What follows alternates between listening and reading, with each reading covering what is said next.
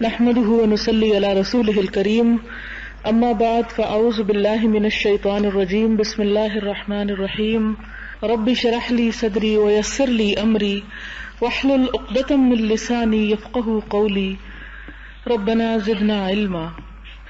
آج ہم باب نمبر 17 سے شروع کریں گے۔ اس باب میں 2 قرآن پاک کی آیات ہیں اور ایک حدیث نبوی ہے۔ اس باب کا نام ہے فی وجوب الانقیاد لحکم اللہ وما یقولہ من دعی الی ذلک وامر بمعروف او نہی عن منکر۔ اللہ کے حکم کی اطاعت کا ضروری ہونا اور جو اس کی طرف بلائے اور امر بالمعروف اور نہی عن المنکر کرے اس کو کیا کہنا چاہیے۔ یعنی 2 باتیں ہیں، ایک تو یہ کہ اللہ تعالی کی بات کو ماننا ہم سب کے لیے ایمان لانے کے بعد ضروری ہے، اور نہ صرف یہ کہ ماننا بلکہ دل کا یقین اور اطمینان ہونا بھی ضروری ہے۔ اور اس کے ساتھ ہی جو شخص امر بالمعروف یعنی نیکی کا حکم دے اور نہی عن المنکر کرے، برائی سے روکے، تو اس کو کیا کرنا چاہیے اور اس کے جواب میں کیا ہونا چاہیے۔ تو سب سے پہلے قرآن پاک کی آیات ہیں۔ پہلی آیت ہے قال اللہ تعالی فلا وربک لا یؤمنون حتی یحکموک فیما شجر بینہم ثم لا یجدوا فی انفسہم حرجا مما قضیت ویسلموا تسلیما۔ اس کا معنی یہ ہے کہ خدا کی قسم وہ ایمان نہیں لائیں گے، وہ ایمان والے نہیں ہو سکتے حتی یحکموک، یہاں تک کہ وہ منصف بنائے آپ کو، فیصلہ کرنے والا بنائے آپ کو، فیما شجر بینہم، اس معاملے میں جو ان کے درمیان اختلاف ہو گیا، ثم لا یجدوا فی انفسہم حرجا، پھر اس معاملے میں وہ اپنے دل کے اندر کوئی تنگی محسوس نہ کریں، مما قضیت، اس سے جو بھی آپ فیصلہ کر دیں، ویسلموا تسلیما، اور وہ تسلیم کر لیں، مان لیں، پوری طرح مان لینا۔ دوسری آیت ہے انما كان قول المؤمنین اذا دعوا الى اللہ ورسولہ لیحکم بینہم ان یقولوا سمعنا واطعنا واولئک هم المفلحون، کہ بے شک مومن لوگوں کی بات تو یہ ہوتی ہے کہ جب انہیں اللہ اور اس کے رسول کی طرف بلایا جاتا ہے تاکہ وہ ان کے درمیان فیصلہ کریں، تو جواب میں وہ کہتے ہیں سمعنا واطعنا، ہم نے بات سنی، یعنی اللہ اور اس کے رسول صلی اللہ علیہ وسلم کی، واطعنا، اور ہم نے اطاعت کی، واولئک هم المفلحون، اور ایسے ہی لوگ وہی دراصل فلاح پانے والے ہیں، کامیاب ہونے والے ہیں۔ اس باب میں ہم دیکھتے ہیں کہ بہت سی احادیث ہیں۔ ایک حدیث ہے جس حدیث میں اللہ کے رسول صلی اللہ علیہ وسلم فرماتے ہیں عن ابی ہریرہ، حضرت ابو ہریرہ سے روایت ہے، اور وہ روایت کرتے ہیں کہ لما نزلت علی رسول اللہ صلی اللہ علیہ وسلم، کہ جب حضور صلی اللہ علیہ وسلم پر یہ آیت نازل ہوئی للہ ما فی السماوات وما فی الارض، کہ اللہ ہی کے لیے ہے جو کچھ آسمانوں اور جو زمین میں ہے، وَإِن تُبْدُوا مَا فِي أَنفُسِكُمْ أَوْ تُخْفُوهُ يُحَاسِبْكُمْ بِهِ اللَّهُ، کہ اگر جو تمہارے دل کے اندر ہے اسے ظاہر کر دو یا چھپائے رکھو، اللہ تعالیٰ تمہارا اس پر حساب لے گا، یحاسبکم بہ اللہ، تمہارا محاسبہ کرے گا۔ تو آیت کا ظاہر تو یہ بتا رہا ہے کہ دل کی چھپی ہوئی باتوں پر بھی حساب ہوگا۔ اس پر صحابہ کرام بہت پریشان ہوئے، یہ آیت ان پر بہت شاق گزری، چنانچہ وہ آپ صلی اللہ علیہ وسلم کی خدمت میں حاضر ہوئے اور گھٹنوں کے بل گر کر آپ سے عرض کی، یا رسول اللہ صلی اللہ علیہ وسلم، ہم انہی امور کے مکلف کیے گئے جن پر ہماری استطاعت اور قوت تھی، جیسے نماز، روزہ، جہاد اور صدقہ وغیرہ، یہ تو ہم کر سکتے تھے، اور اب ہم پر یہ آیت نازل ہوئی ہے جو ہماری طاقت سے باہر ہے، اور وہ کیا، ہمارے خیالات پر بھی ہمارا محاسبہ کیا جائے گا۔ بعض اوقات انسان کے دل میں ایسے ایسے وسوسے آتے ہیں، ایسے ایسے گمان آتے ہیں اللہ، رسول اور مختلف چیزوں کے بارے میں، بعض اوقات انسان کے لیے سارے حقائق ایک مشکوک چیز بن جاتے ہیں، اور بعض اوقات انسان کے دل میں شیطان اللہ اور اس کے رسول صلی اللہ علیہ وسلم کی طرف سے بدگمانی بھی پیدا کر دیتا ہے، اور بعض اوقات انسانوں کے بارے میں بھی انسان بہت غلط بات سوچنے لگتا ہے جو کہ حقیقت پر مبنی نہیں ہوتی۔ تو اگر انسان کا ان تمام باتوں پر حساب لیا جانے لگے تو پھر تو کوئی انسان بچ ہی نہیں سکتا۔ اس لیے کہ خیال انسان کے بعض اوقات بس کی بات نہیں ہوتی، انسان اسے اپنے سے دور ہٹانا چاہتا ہے لیکن وہ ہٹ نہیں سکتا. تو اس پر صحابہ کرام بہت پریشان ہوئے اور آ کر حضور صلی اللہ علیہ وسلم سے عرض کی کہ یا رسول اللہ صلی اللہ علیہ وسلم، ہم تو مارے گئے اگر ہمارا اس پر حساب ہو گیا. تو اس پر آپ صلی اللہ علیہ وسلم نے ارشاد فرمایا کہ تمہارا یہ خیال ہے کیا کہ وہی بات کہو جو تم سے پہلے یہود اور نصارہ کہہ چکے ہیں کہ ہم نے سن تو لیا مگر مانیں گے نہیں، بلکہ تم کو تو یہ کہنا ہے کہ سمعنا و اطعنا، ہم نے سنا اور ہم نے مان لیا. یعنی اس پر نبی صلی اللہ علیہ وسلم نے جب صحابہ کرام کا حال دیکھا اور ان کی گفتگو سنی کہ جس میں وہ یہ کہہ رہے تھے کہ یہ آیت تو ہمارے بس میں ہی نہیں کہ ہم اس پر عمل کریں کہ حساب ہوگا اور ہم اپنے خیالات کو اور اپنے ذہن کو صاف رکھ سکیں، تو اس پر نبی صلی اللہ علیہ وسلم نے فرمایا کہ کیا تم بھی وہی کہنا چاہتے ہو جو تم سے پہلی قومیں کہہ چکی؟ اور پہلی قومیں کیا کہہ چکی تھی؟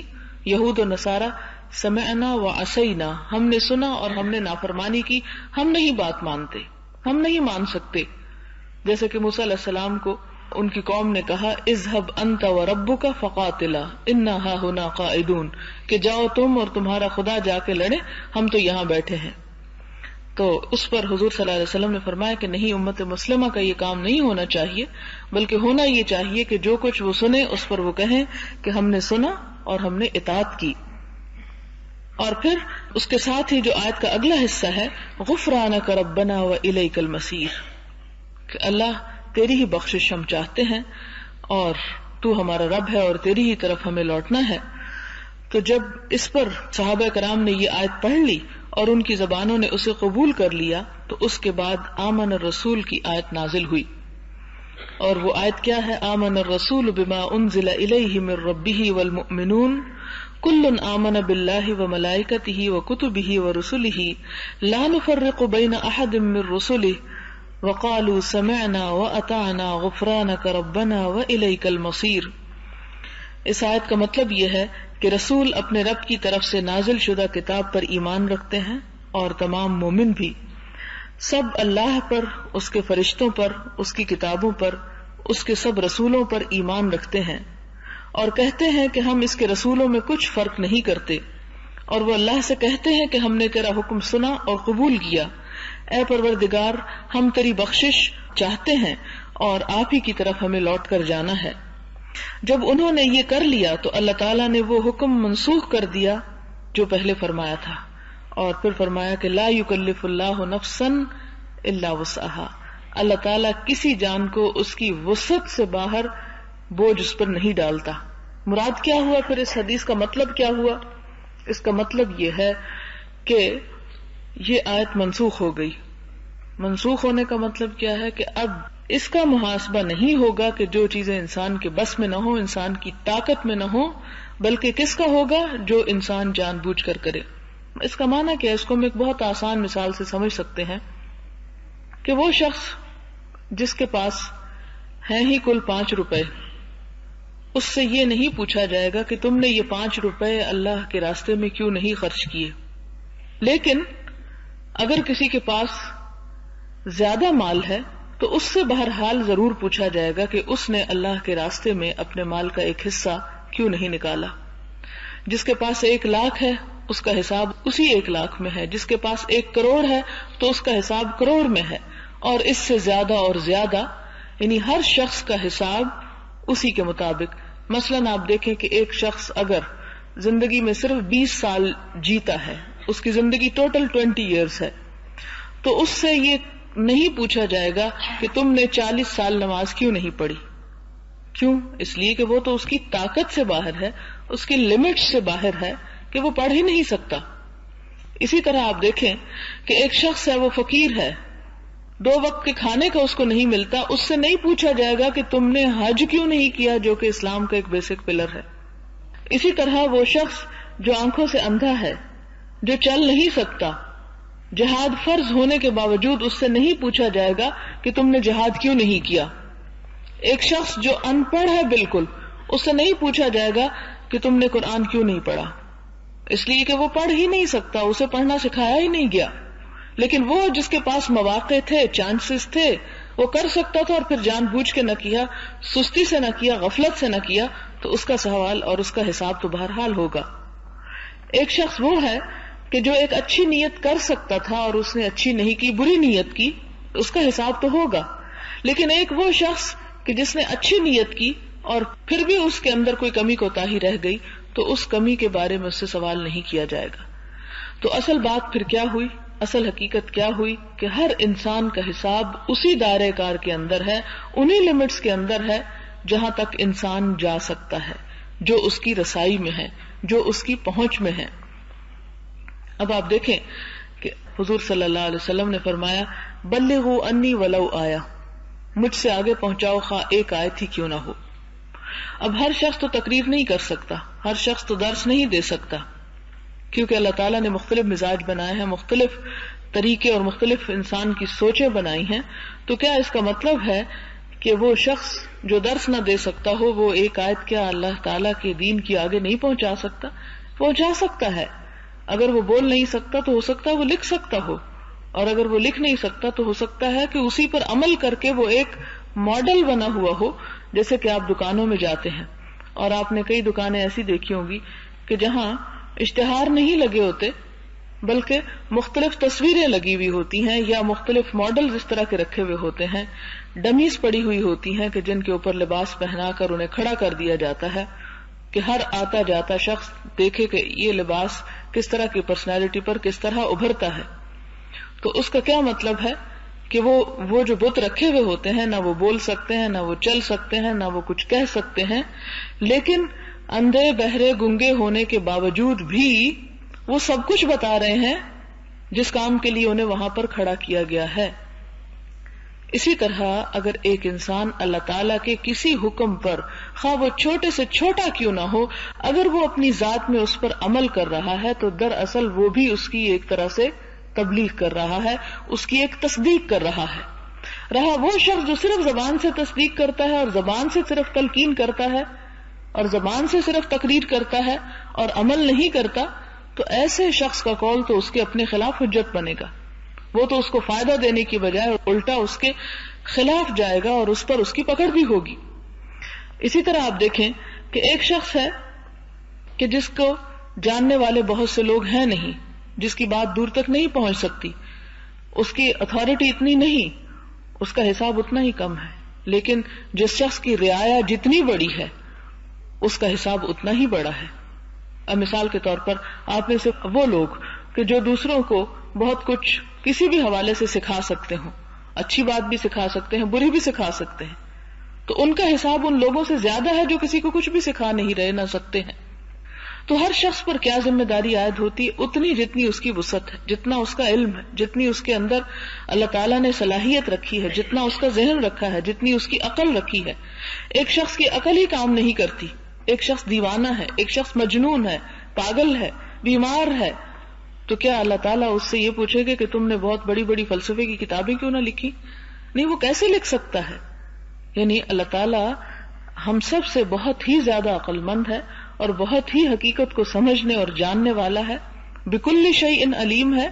وہ جانتا ہے کہ کس شخص نے کون سا کام کر سکنے کے باوجود نہ کیا اور کون ایسا ہے کہ جس نے اپنی صلاحیتوں سے بھرپور فائدہ اٹھایا اور وہ کر لیا جو وہ کر سکتا تھا. اس لیے کہ اللہ تعالیٰ کا اور بندے کا معاملہ ایسا ہے کہ جس میں نہ تو انسان کو کوئی بہانہ کام آ سکتا ہے، نہ انسان چھپ کے کہیں جا سکتا ہے، نہ انسان کہیں خود روپوش ہو کے کسی اور کے ذریعے کوئی بات کہلوا سکتا ہے. اللہ تعالیٰ تو دلوں کے حالات تک جانتا ہے. اللہ تو ہمارے شہ رگ سے بھی زیادہ ہمارے قریب ہے. وہ تو ہم ان باتوں کو نہیں جانتے کہ ہم اگلے لمحے کیا سوچیں گے، وہ تو ان کے بارے میں بھی جانتا ہے. وہ تو ہماری ایک ایک حرکت سے آگاہ ہے، اس سے تو ہم چھپ نہیں سکتے. دنیا کو تو ہم بہت سے بہانے کر سکتے ہیں، ہم کسی بھی اچھے یا برے کام کی بہت سی تعویلیں کر سکتے ہیں، بہت سے عذر اور بہانے کر سکتے ہیں، لیکن جہاں معاملہ اللہ تعالیٰ کے ساتھ آ جائے وہاں ہر چیز اس کے آگے بے بس ہے، کچھ بھی نہیں ہو سکتا. اب مثال کے طور پر اگر ہم بلا وجہ اور بغیر کسی دلیل کے کسی شخص کے خلاف بدگمانی کیے چلے جاتے ہیں، اس کے لیے دل میں میل رکھے جاتے ہیں، اس کی ہر اچھی بات کو بھی برا سمجھتے ہیں، اور ہم جانتے ہیں کہ ہم ایسا کیوں کر رہے ہیں، کسی حسد کی بنا پر، کسی بغض کی بنا پر، کسی اور وجہ سے، تو کیا ہم یہ جانتے ہیں کہ یہ ہمارے جذبات اللہ تعالیٰ کو نہیں معلوم؟ اللہ تعالیٰ خوب جانتا ہے. تو ان پر تو پھر پکڑ ہوگی. کیوں؟ اس لیے کہ قرآن پاک میں یہ آتا ہے کہ ان بعض الظن اسم، بعض گمان بھی گناہ ہوتے ہیں. اور یہاں پر تو یہ کہا گیا نا کہ نہیں، پہلی آیت منسوخ ہو گئی کہ تم جو دلوں میں چھپاؤ گے اس کا بھی حساب ہوگا. لیکن اسی کی تفسیر دوسری جگہ پر آتی ہے کہ نہیں، بعض گمان سوچیں جو ہیں وہ گناہ ہوتی ہیں. پھر وہ کون سی سوچیں ہیں جو گناہ ہوتی ہیں؟ وہ جو انسان جان بوجھ کر دوسرے کے بارے میں رکھتا ہے، اور ایسے احساسات اور ایسے جذبات اور ایسی باتیں کہ جو انسان بلا وجہ حد حرامی کے ساتھ اور جان بوجھ کے دوسرے کے لیے بری نیت کے ساتھ گڑھا کھودتا ہے، یا اس کے لیے کوئی ایسی پلاننگ سازش کرتا ہے، اور وہ اس کے علاوہ چوائس بھی رکھتا ہے کہ کوئی اچھا کام کر سکے. یعنی ذہن جو ہے وہ انسان سے یا انسان کی پرسنالٹی سے ہٹ کر کوئی چیز نہیں ہے. انسان کی سوچ اور عمل میں بالکل مطابقت ہوتی ہے. مثلا آپ اگر سوچے ہوئے ہیں اس وقت کہ آپ کو بیٹھنا ہے، تو آپ کا عمل کیا ہے کہ آپ فوراً بیٹھ گئے ہیں. اگر آپ یہ نیت کریں کہ ہمیں اٹھنا ہے، تو آپ کے سوچ کے ساتھ ہی یہ نہیں ہو سکتا کہ آپ سوچیں کہ میں بیٹھ رہی ہوں اور آپ اٹھ رہے ہوں. ایسا بہت کم ہوتا ہے. کبھی کبھار ایسا ہوتا ہے غلطی کے ساتھ، لیکن ہمیشہ سوچ اور عمل جو ہے وہ ساتھ ساتھ چلتی ہے. اسی طرح اگر ہم غلط کاموں کے بارے میں سوچتے ہیں اور اس کا نتیجہ غلط نکلتا ہے، تو پھر اس غلط نتیجے کی اس غلط سوچ کے ساتھ ہی پکڑ ہوگی. اب آپ دیکھیں کہ انسان جو ہے قیامت کے دن اپنے نیتوں پر اٹھائے جائیں گے. اس کا کیا مطلب ہے؟ نماز بہت سے لوگ پڑھتے ہیں، تو آپ کا کیا خیال ہے کہ سب کی نمازوں کا ایک وزن ہوتا ہے؟ ہرگز بھی نہیں. مسکرا کے سب ملتے ہیں، لیکن کیا خیال ہے کہ ہر شخص جو مسکرا کے ملتا ہے اس کے پیچھے اس کے لیے اتنا ہی اجر ہے جو ایک کا ہے؟ نہیں. اسی طرح صدقہ و خیرات سب لوگ کرتے ہیں، لیکن کیا خیال ہے کہ ہر وہ شخص جو 5 روپے خرچ کرے اس کا ثواب اتنا ہی ہے جو ایک کو ملا؟ نہیں. کیا فرق ہے؟ ہر ایک کی نیت اور خلوص اور جذبے کا فرق ہے. جتنا وہ اس کے اندر رکھتا ہے اس میں بھی کمی بیشی ہوتی رہتی ہے، اتنا اس کا ثواب اور اجر گھٹتا یا بڑھتا رہتا ہے. تو یہ یہاں پر جب ہم یہ آیت پڑھتے ہیں اور اس کے ساتھ وہ والی آیت ملا کر کے بعض گمان گناہ ہوتے ہیں، تو یہ بات یوں اس دونوں کے درمیان مطابقت ہوتی ہے. لیکن وہ چیزیں جیسے وسوسہ، بالکل ایسے جیسے بجلی کو تار کو آپ ہاتھ لگا بیٹھے تو پھر وہ آپ کو چھوڑتی نہیں، اور آپ کو اگر کوئی پکڑے چھڑانے کے لیے تو وہ بھی پکڑا جائے، اور اس کو کوئی پکڑے تو وہ بھی پکڑا جائے. کہ آپ اگر یہ چاہیں کہ کرنٹ والی تار کو آپ پکڑ کے پرے پھینکے تو وہ پھینک نہیں سکتے، وہ چمک جاتی ہے آپ کے ساتھ. بالکل وسوسہ بھی ایسے ہوتا ہے کہ بعض اوقات وسوسہ آتا ہے اور وہ بجلی کے کرنٹ کی طرح آپ کے اندر سے گزر جاتا ہے، اور آپ جتنا بھی اسے دھتکارنا چاہیں، جتنا بھی اپنے اندر سے نکالنا چاہیں، آپ اس کو نکال نہیں سکتے. تو ایسی چیز جو آپ کوشش کر رہے ہیں کہ دماغ سے نکل جائے اور نہیں نکل پا رہی، تو پھر اس کے بارے میں کیا ہوگا؟ اس کا حساب نہیں ہوگا، اس کی پوچھ نہیں ہوگی. کیوں؟ یہ آیت جو ہے لا یکلف اللہ نفسا الا وسعها، اللہ تعالیٰ نہیں تکلیف دیتا کسی جان کو مگر اس کی وسعت کے مطابق. لها ما کسبت وعلیہا ما اکتسبت، اس کو وہی ملے گا جو اس نے کمائی کی. علیہا کا مطلب اس کے خلاف وہی چیز جائے گی ما اکتسبت جو اس نے کمائی کی ہوگی. یعنی اصل پھر جو انسان کا فیصلہ ہوگا وہ کس چیز پر ہوگا؟ اس کے اچھے برے اعمال پر. پھر اسی طرح ہم دیکھتے ہیں کہ یہ دعا پھر اللہ تعالیٰ نے مزید آگے اور سکھائی، ربنا لا تؤاخذنا ان نسینا او اخطأنا، کہ اے ہمارے رب ہمارا مواخذہ نہ کرنا، ہمیں نہ پکڑنا. ان نسینا اگر ہم بھول جائیں، او اخطأنا یا بھول کے غلطی کر جائیں. فرق ہی یہ ہوتا ہے خطا اور گناہ میں کہ خطا جو ہوتی ہے وہ انسان جیسے نشانہ خطا ہو جاتا ہے، کرنا کچھ اور چاہتا تھا کر کچھ اور بیٹھتا ہے. غلطی وہ ہوتی ہے جو بھول چوک کے کر دی جائے، اور گناہ کیا ہوتا ہے؟ جو جان بوجھ کے کیا جائے. جیسے پہلے میں آپ کو بتا چکی ہوں کہ آثمہ اسم جو ہے آثمہ سے ہے، اور آثمہ اس اونٹنی کو کہتے ہیں جو تیز چل سکتی ہو جان بوجھ کے آہستہ چلے. تو گناہ بھی کیا ہوتا ہے کہ انسان اچھا کر سکتا ہے، نیکی کر سکتا ہے، جان بوجھ کے غلط کام کرے، جان بوجھ کے اس اللہ تعالیٰ کے حکم کو پس پش ڈال دے. تو یہاں پر بھی یہ ہے کہ انسان کہتا ہے کہ اللہ تعالیٰ اگر میں بھول جاؤں یا بھول کے کوئی خطا کر جاؤں، یعنی کوئی کام مجھے کرنا چاہیے تھا اور میں نہ کر سکوں، مثلا بعض اوقات نماز پڑھنا بھول جاتے ہیں لوگ، روزہ رکھ کے بھی بھول کے کھا بیٹھتے ہیں اس میں. اسی طرح اور بھی بہت سی بات، کیونکہ انسان تو بنا ہی، انسان کا تو روٹ ہی نسیان سے ہے، وہ تو اس کی تو اٹھان ہی نسیان سے ہے، وہ ہر دم بھولنے والا ہوتا ہے. اور یہ بھول جو ہے وہ پیغمبروں سے بھی، حضرت آدم سے بھی بھول ہو گئی، حالانکہ وہ جانتے تھے کہ اس درخت کے پاس نہیں جانا، لیکن اس کے باوجود وہ پہنچ گئے بھول کر. تو اسی طرح انسان کو پھر یہ دعا سکھائی کہ تم یہ مانگو اللہ تعالیٰ سے، اگر تم اس بات پر پریشان ہو کہ اللہ تعالیٰ تمہارا حساب سخت لے گا، کہ ربنا لا تؤاخذنا ان نسینا و اخطانا، کہ اللہ وہ خطائیں جو ہم نے کر دی لیکن ہماری نیت اس میں نہیں تھی کہ ہم خطا کرتے، تو ایسے میں کیا کرنا، اس پر ہماری پکڑ نہ کرنا. ربنا ولا تحمل علینا اسرا، اللہ ہم پہ وہ بوجھ بھی نہ ڈالنا، کما حملتہ علی الذین من قبلنا، جیسا کہ تو نے ان لوگوں پہ ڈالا جو ہم سے پہلے گزرے. ربنا ولا تحملنا ما لا طاقت لنا بہ، اور اللہ وہ بوجھ نہ ہم پہ ڈال جس کے اٹھانے کی ہم میں طاقت ہی نہیں، وسعت ہی نہیں. اور پھر فاعف عنا، ہم سے درگزر فرما، واغفر لنا، ہمیں بخش دے، وارحمنا، اور رحم کر ہم پر، انت مولانا، تو مولا ہے ہمارا، فانصرنا، تو مدد کر ہماری، علی القوم الکافرین، اوپر کافر قوم کے. یعنی یہ بات تو سمجھ میں آتی کہ انسان معافی کی دعا مانگتا ہے، بخشش کی، رحمت کی، پھر کہتا ہے تو ہمارا مولا ہے، ہماری مدد فرما. لیکن کافر قوم پر، اس کا کیا مطلب ہے؟ یہ بڑے گہرے معنی، چونکہ یہ دعا آپ ہر روز مانگتے ہیں، اس لیے اس کا ہلکا سا میں اشارہ اس کی طرف کرتی چلی جاؤں کہ جیسا کہ آپ جانتے ہیں کہ قیامت کے دن نہ صرف یہ کہ کافر جہنم میں جائیں گے، بلکہ کچھ ایمان والے بھی جائیں گے، اگرچہ وہ بعد میں نکال لیے جائیں گے. ایسے میں کیا ہوگا؟ ایک روایت میں آتا ہے کہ وہ کافر جو جہنم میں جائیں گے وہ اہل ایمان کا مذاق اڑائیں گے کہ تم اور ہم ایک ہی جگہ پہنچ گئے، ہم نے تو انکار کیا، ہم نے تو یہاں پہنچنا ہی تھا، لیکن تم جو لا الہ الا اللہ پڑھتے تھے تم بھی یہاں پہنچ گئے. تو اس وقت یہ جب دعا انسان مانگتا تو انسان کہتا ہے فانصرنا علی القوم الکافرین، یا اللہ ہمیں اس کافر قوم کے مقابلے میں ہماری مدد کر کہ ہم وہ کام نہ کریں، ان چیزوں سے بچ سکیں کہ جس کے وجہ سے ہمارا انجام اور ان کا ایک ہو. یعنی یہ اس لنک میں آ رہی ہے. ویسے تو یوں لگتا ہے نا جیسے ایک الگ حصہ ہے، پہلے ہم معافی کی اور بخشش کی اور رحمت کی دعائیں مانگتے مانگتے کہتے ہیں کہ اللہ ہمیں کافروں پہ مدد کر. عموماً لوگ اس کی تفسیر یوں کرتے ہیں کہ جب کافروں سے ہمارا جہاد ہو یا مقابلہ ہو تو اس میں تو ہمیں فتح بخشنا.